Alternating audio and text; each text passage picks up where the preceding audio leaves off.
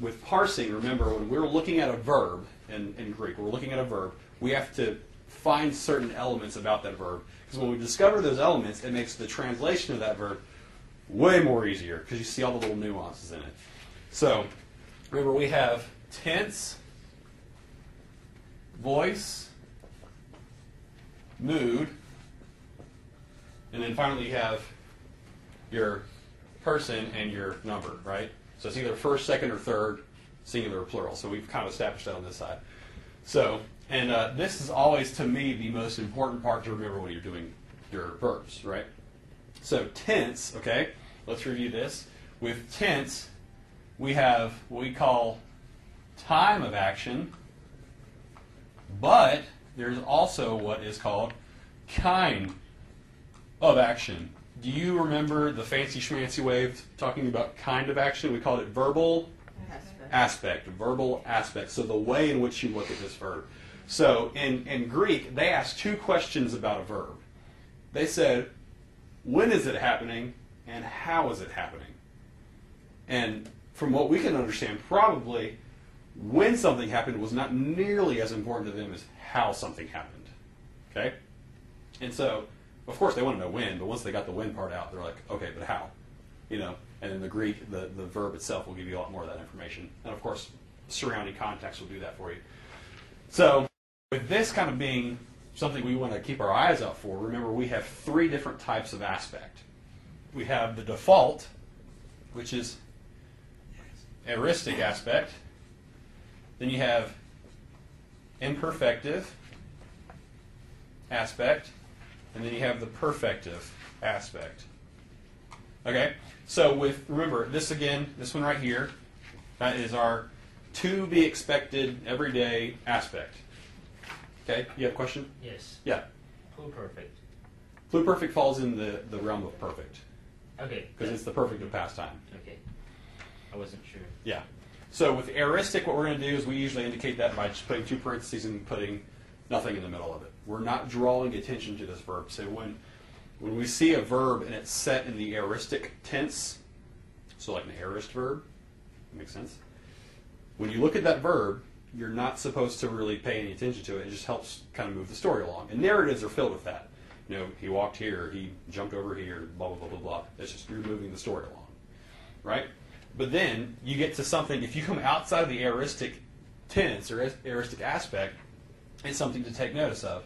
So the imperfect, or the imperfective aspect, we note that with a line to give you this idea that this verb now is progressive. It keeps going. It's repetitive. It's habitual. Continuous. However you want to think of it like that. Okay? So I don't have my notes in front of me, but with my examples, but and this is the classic example, right? In Matthew, when Jesus is feeding the 5,000, it gives you four verbs back to back. It says that he took the loaves, he blessed the loaves, he broke the loaves, and he gave the loaves, right? Boom, boom, boom, boom, boom. And every single one of those verbs is in this tense. So it's just moving the story along. But you get to Mark, and it's Jesus took the loaves, he blessed the loaves, he broke the loaves, but he what with the loaves? He kept giving it out, right?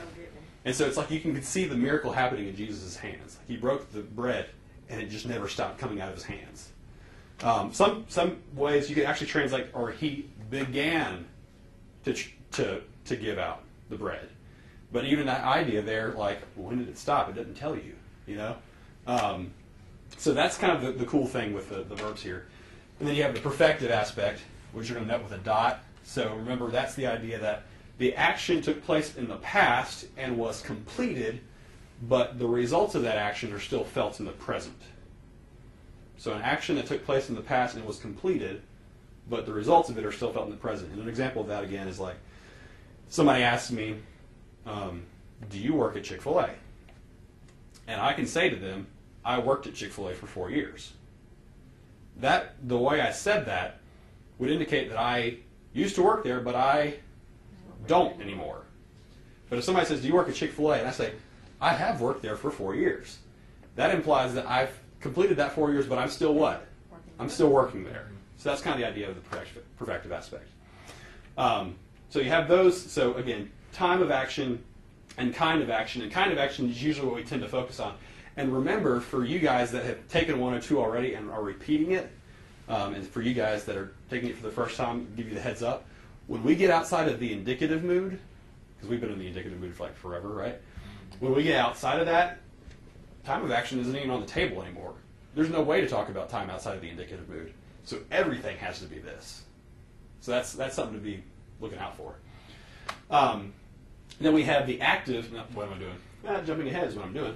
We have voice, right? There's 3 different voices. There's the active voice. There's the passive voice. And there's the middle voice. So if you've gone through 101 with me, you know that all we've ever gotten through is the active voice, and that's it. We haven't gotten to the passive or the middle yet. But the active, remember, is the idea that the subject of that sentence is producing the action. I am teaching, right? So that's the active voice. And so when you're writing papers in college and stuff, they're always telling you write in the active voice. It's stronger. You're like, what does that mean? Well, that's what that means. So I didn't learn it until after I got out of college. So I didn't write papers anyway, so I was a finance major. The passive voice is the subject receiving the action. So if in the active voice, I am teaching, if we turn it around, you guys are the subject, I am being taught, right? Passive voice. And then what you have is the middle voice. And it's this idea of, it's kind of hard to describe sometimes, but it's kind of this idea of like participation, like I'm somehow producing the action, but I'm also receiving the action.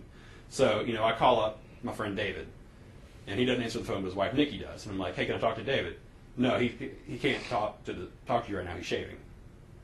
Well, we don't assume he's like, what is he shaving? A goat? Like, we don't go to that. We know that he's shaving who?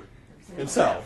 That's kind of the idea of the middle voice. We see it in Greek a little bit. That's kind of phasing out just a touch, but it's still definitely there. This idea of self-interest, that there's an action taking place, but at the same time, you're kind of benefiting from it. Kind of the middle voice.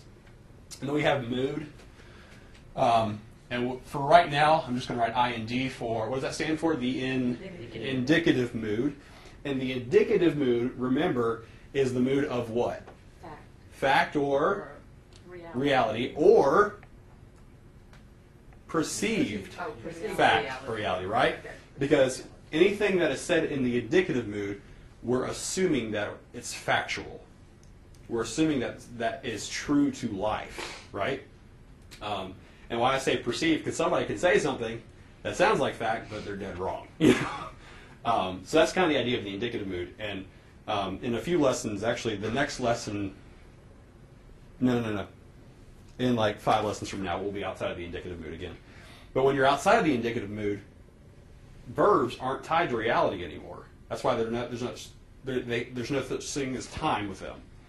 So when we get to something like the optative mood or something like that, the optative mood, for example, is the mood of like a wish. Like, oh, I wish I had been there, right? That's not really tied to time. It's not a fact statement. It's a wish. It works differently.